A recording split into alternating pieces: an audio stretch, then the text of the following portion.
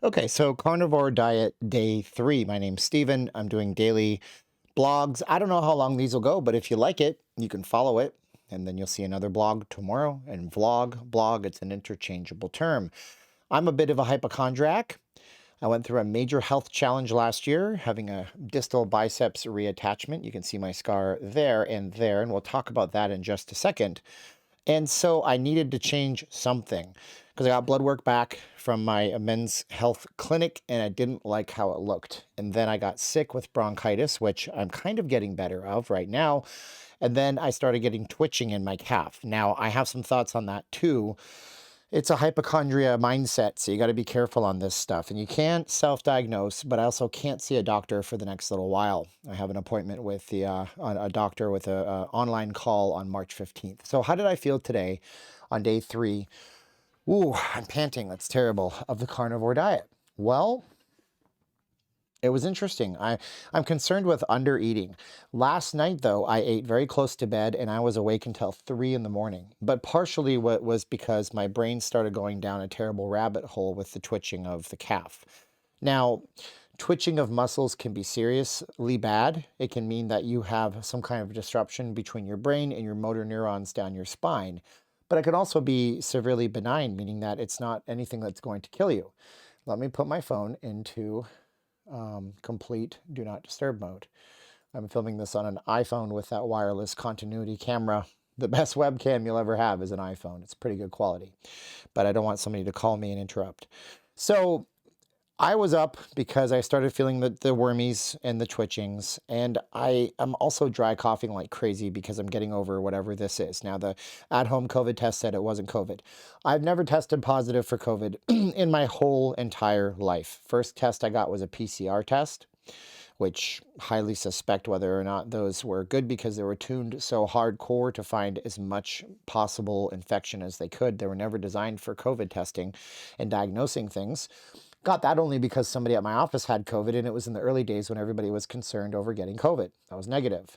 And then from there, I got the one-shot Johnson & Johnson vaccine in 2021, and I got so dang sick. Oh my gosh, 103-degree fever, nearly had to go to the hospital.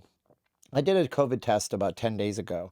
I've done several in between, and I've never tested positive. However, BFS, which is benign fasciculation syndrome, I believe it's called, is something that can happen when you use things like Benadryl, the active ingredient in Benadryl, or possibly other cold medications, and when you're sick and you have a virus. So it's getting better. I don't know if the carnivore is healing it or what. Lately, my back pain is gone.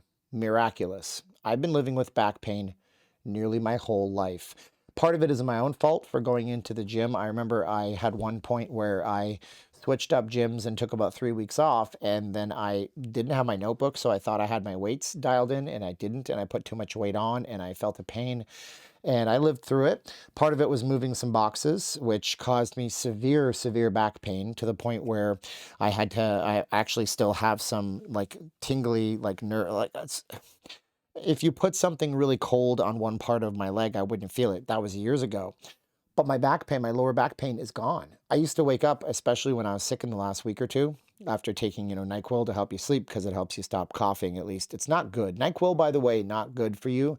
Essentially, the active ingredient in a NyQuil type product, even if you're buying generics, is the same. It's doing the same thing as alcohol, and alcohol does not help you sleep. It just pulls you down into unconsciousness. You don't really get restful sleep, but you sleep really heavy. I find I do. And I was waking up with like a sore hip, like, oh man, I slept on this side for too long. Well, guess what? I'm not sore anymore. Additionally, whatever they put in here, so here's what's going on with this bicep, right? It's actually, it had a cadaver from an Achilles tendon in it to pull the little nub I had down.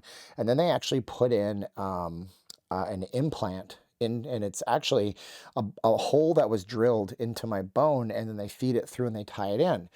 Well, I was getting just little like phantom pings in here, and that seems to be gone too. But I'm only on day 3, so what I'm thinking is this must be highly psychosomatic. This has to be in my head because there's no way that on day 1 eating a pound of beef, 16 ounces of beef and some cheese. On day 2 eating 6 ounces of beef, 8 whole eggs, and I didn't even measure the cheese.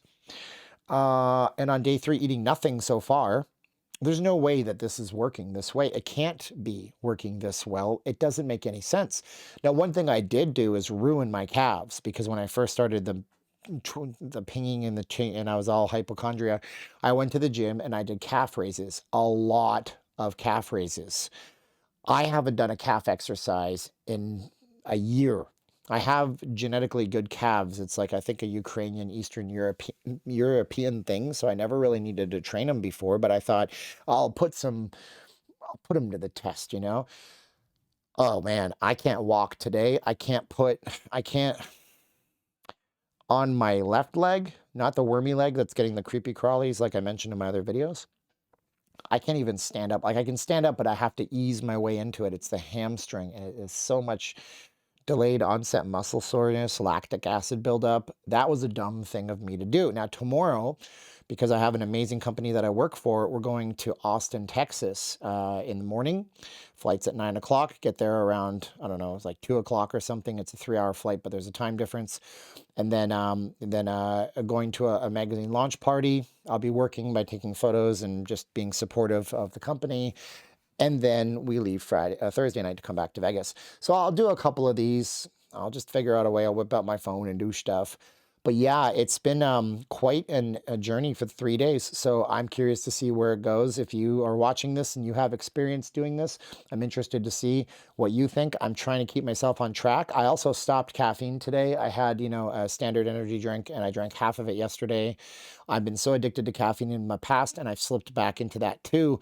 So today I took that. Now tomorrow in a video, so subscribe, I'll talk about DLPA, dimethyl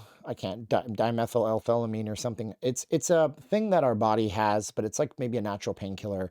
And I've used it as a bridge in trying to quit caffeine before. So I use that today. No caffeine for the day. And look at this, it's 8 o'clock at night and I have energy, but I know that that is going to neuroplasticity and the way the brain works. And maybe we'll talk about it on this channel if you're at all interested. When you drink caffeine, what really happens and what it really can do to your body and your brain in particular. But don't worry, your brain heals itself. And I appreciate you watching. Thanks for watching the video. We'll talk later. I'll do a video tomorrow, day 3 in the tank. We'll see where we go with day 4. Bye-bye.